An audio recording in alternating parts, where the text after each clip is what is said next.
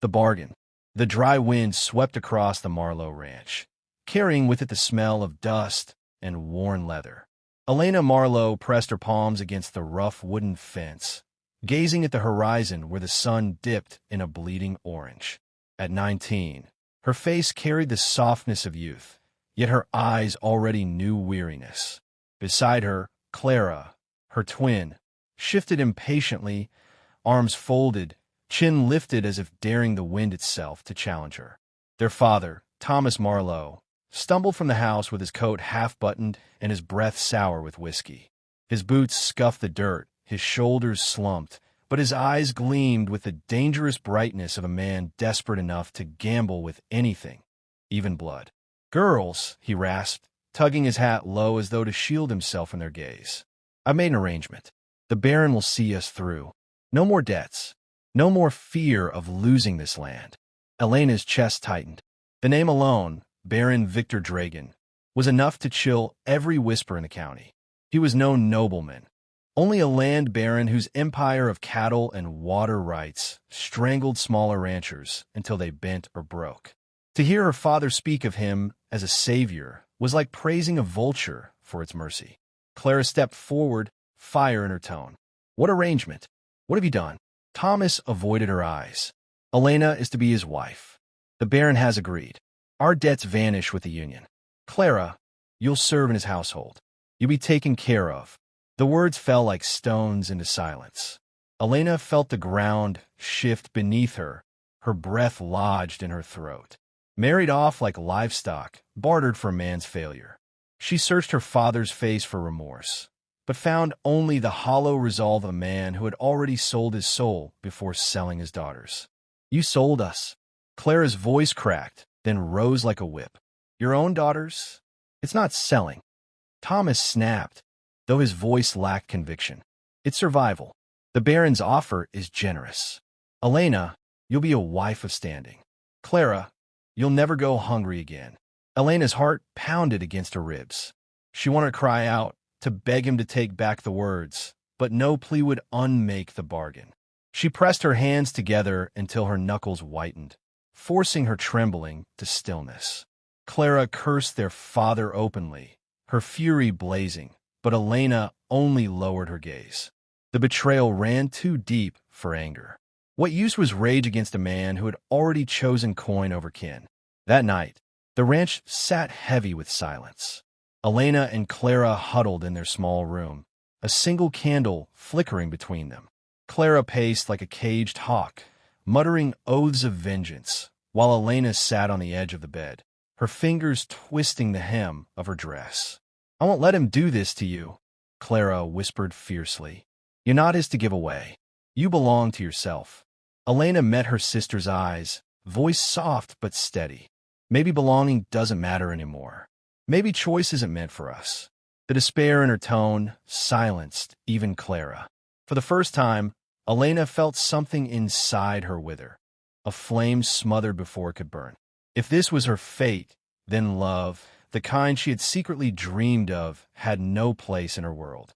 Across town, in the dim glow of the saloon lamps, two ranchers listened in grim silence as the deal was spoken aloud by drunken tongues. Samuel Kane, quiet and broad-shouldered, sipped his drink without raising his eyes. His partner, Luke Harlow, leaned closer, voice sharp. "You hear that? He's giving the girl to Draegon. Hell of a way to clear a debt." Samuel set down his glass, the weight of the news settling heavy in his chest. He had seen Elena once at the market, her kindness, the quiet grace of her smile when she handed a child a piece of fruit. That such a spirit would be bound to Draegon's iron grip stirred something inside him he had long kept buried. Luke spat into the sawdust. "We can't meddle in another man's bargain. Draegon's got men, and he's got law." But he hesitated, glancing at his partner. "Sometimes law ain't the same as right." Samuel said nothing, but his jaw tightened. In his silence, Luke saw the answer well enough. They would not intervene yet, not until the moment demanded it. But already, a line had been drawn. Back at the ranch, the sisters lay awake, listening to the restless creak of the wind against the walls. Clara reached for Elena's hand, gripping it tightly. "I swear, Lena," she whispered, using the childhood nickname only she dared. "I'll fight for you, whatever it takes. He may think he owns us, but he doesn't know who he's caged." Elena closed her eyes, tears sliding silently down her cheeks. Her sister's vow offered little comfort against the weight pressing upon her. Still, in the dark, she clung to Clara's hand as if it were the last anchor keeping her from drowning. And as the candle guttered out, Elena thought only this: if this is my fate, then love is already dead. Shackles of vows. The church bells tolled with a hollow weight, each clang echoing like a nail hammered into Elena's chest. The day of her wedding had arrived with neither joy nor anticipation, only the grim finality of a sentence carried out. Baron Draegon stood at the altar, his figure commanding, his shoulders broad beneath a tailored black coat. His gray-streaked beard was trimmed sharp, his cold eyes fixed on Elena not with affection, but with ownership, like a man appraising his newest prize. Elena walked the aisle in silence, her steps measured, her white dress a shroud rather than a symbol. Clara walked just behind, eyes flashing with defiance at every guest who dared to smile at the spectacle. Thomas Marlowe lingered at the back, sipping from a flask, shame hidden poorly behind his drooping hat brim. When the vows were spoken, Elena's lips barely moved. Draegon's voice, steady and commanding, filled the hall while hers cracked like brittle parchment. The ring slid onto her finger like a manacle. A kiss was pressed upon her lips, void of tenderness, sealing her to a life she had not chosen. The crowd applauded. Elena felt nothing. The weeks that followed blurred into routine, a gilded prison disguised as Draegon's estate. The mansion loomed over the valley, its polished stone walls and sprawling stables radiating wealth. But within, life was suffocating. Elena's days were dictated by Draegon's command. What she wore, where she walked, who she spoke to, all were matters of his control. When she lingered in the garden too long, he reminded her that her duty lay within the house. When she faltered in conversation, he cut her words short with a hand heavy on her shoulder. Clara, relegated to servants' quarters, bristled under the Baron's watchful eye. She scrubbed floors and carried trays with hands meant for reins and ropes. Her resentment grew by the day, her defiance barely masked behind curt replies. At night, Elena lay beside Draegon in a bed too vast and too cold. His presence carried weight, but no warmth.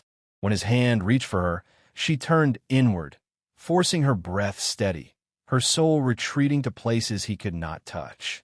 It was at the marketplace that the first spark of defiance flickered. Draegon sent Elena to oversee purchases, escorted by guards more loyal to his coin than his cause. Among the stalls, she felt the world again, the smell of dust and spice, the chatter of townsfolk, the distant laughter of children. There, by the well, Samuel Kane stood, broad-shouldered and quiet, his hat shading his eyes. He was bartering for grain, his voice calm, his manner deliberate. Elena's gaze lingered longer than it should have. Samuel looked up, and for a fleeting second, their eyes met. It was nothing more than a glance, yet it stirred something forgotten within her, the simple recognition of being seen, not owned. She lowered her eyes quickly, but the image remained burned in her thoughts. Later, as she filled her jug at the well, Samuel stepped closer, his movements unhurried. "Ma'am," he said, tipping his hat. His voice was steady, respectful, yet beneath it lay a quiet warmth.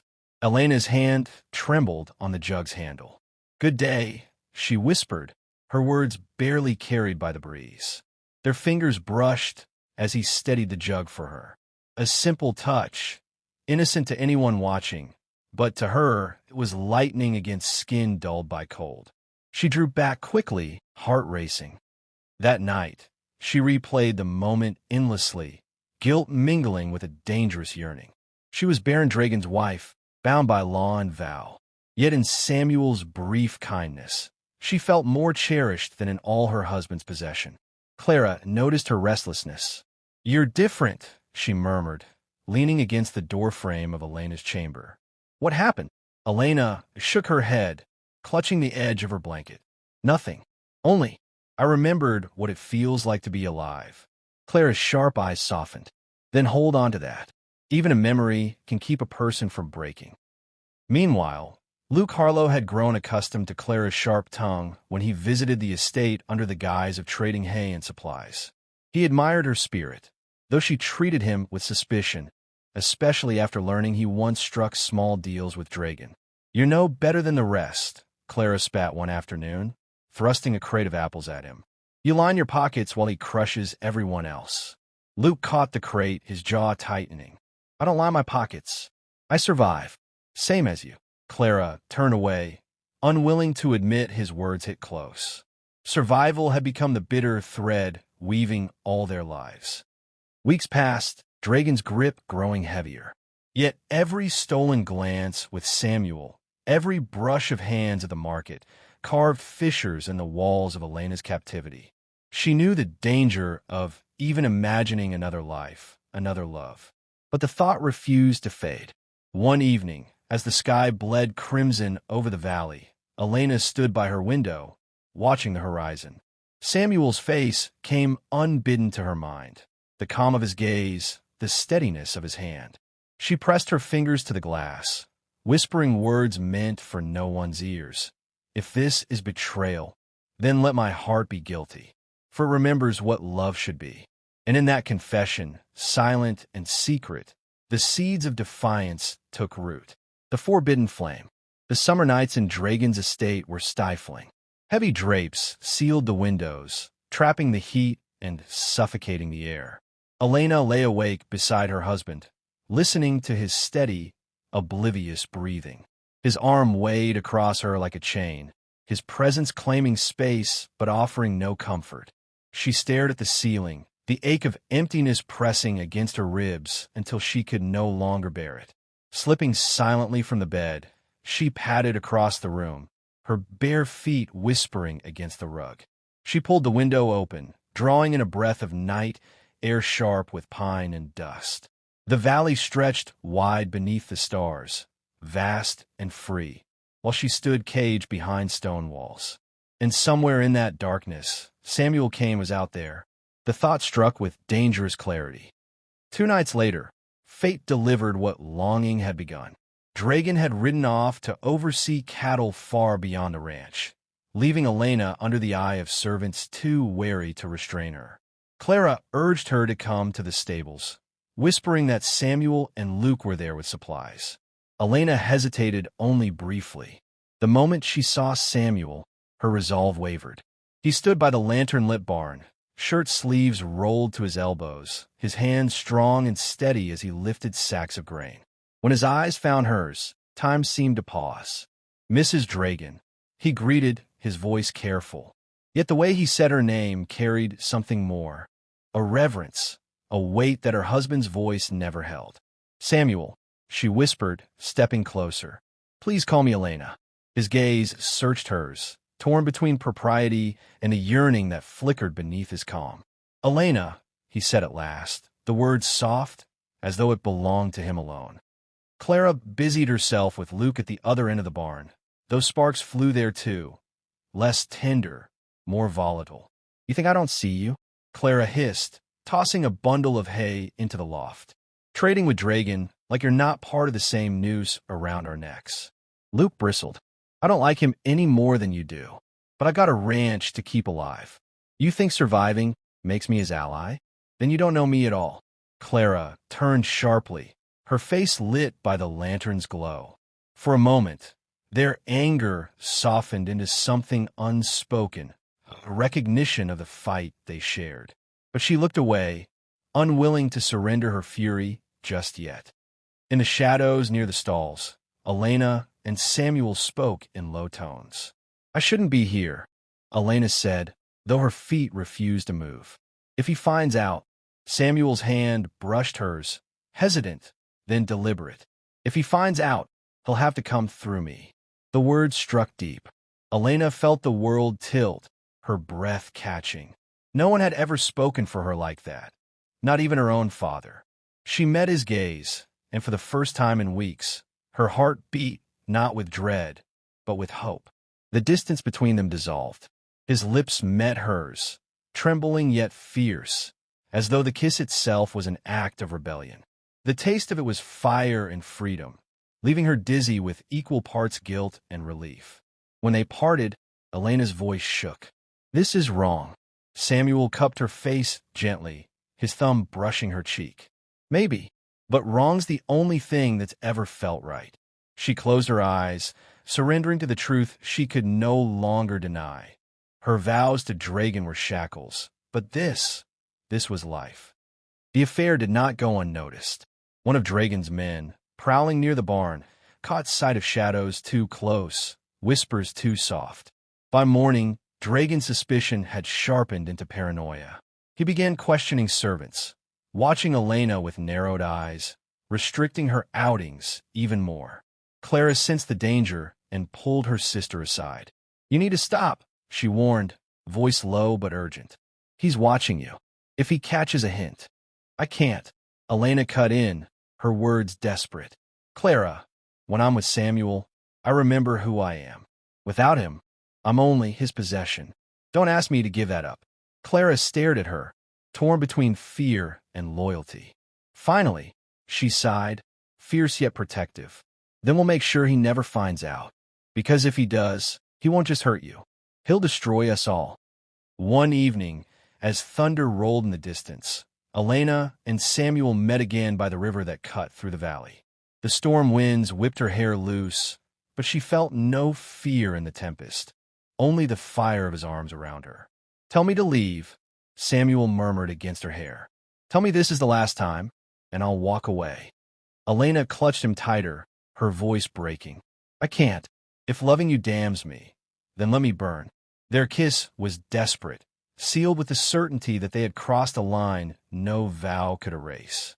Far from the river, in the glow of a lantern, Baron Draegon studied the reports of his men. His jaw clenched, his hand curling into a fist. Betrayal. It lingered in the edges of his empire like a sickness, and he would root it out, no matter the cost. The storm broke, rain slashing against the earth, as though the heavens themselves bore witness to what had begun. Reckoning. The storm had passed, but its memory lingered in the soaked earth and the restless hush of dawn. Elena sat at her window, her hands clasped tightly in her lap, watching mist coil across the valley.